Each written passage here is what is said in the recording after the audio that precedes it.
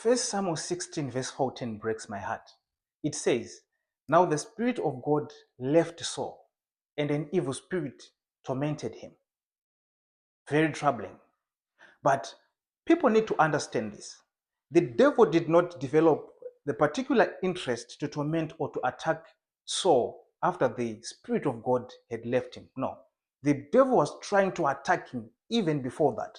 But the Spirit of God was the hindrance or the hedge or the draw which hindered him to touch Saul.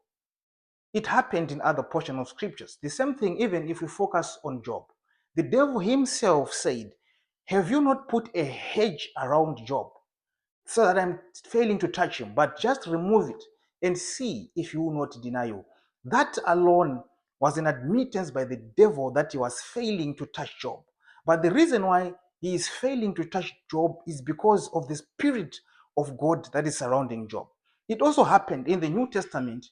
Jesus said, "Simon, Simon, the devil desires to have you that he may sift you like wheat." Other scriptures say the devil is commanding, the devil is demanding that he may have you and sift you like wheat.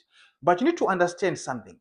The word the devil is commanding, the devil is demanding or desiring to have you, also acknowledges that the devil was failing to touch Simon. There is no way that you can desire to have something that you are able to have at that particular moment. So the Spirit of God again was the hindrance or the draw hindering the devil from touching Simon. But therefore, need to understand that uh, the Spirit of God is a very important thing in the life of every believer. Because the Bible says in the book of Corinthians, God is a spirit, and wherever the Spirit of God is, there is freedom. Wherever the Spirit of God is, there is liberty.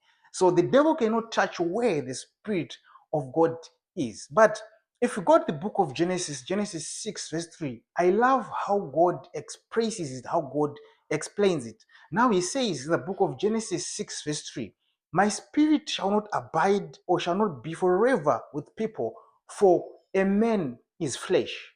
Let's take it again. "My spirit shall not be with men forever, for he also is flesh." So what God is having a problem with in relationship to his spirit is a man being a flesh. Now, a man being a flesh refers to the nature of man or the mindset of man, that my spirit cannot forever be with a man, because a man by nature will desire fleshly things, worldly things. That's why my spirit cannot be with him forever. But I would like to ask a question.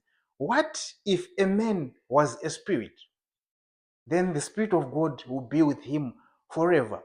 What God is having a problem with is the flesh. So the flesh signifies or represents the nature of a man, that a man will always desire the things of the flesh. No wonder now in the book of Romans 12, the Bible says, "Now be transformed by the renewal of the mind."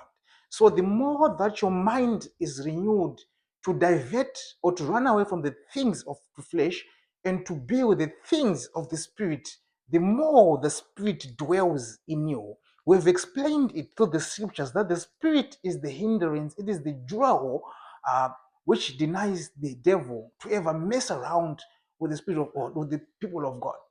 People of God, you need the Spirit of God. Stay blessed.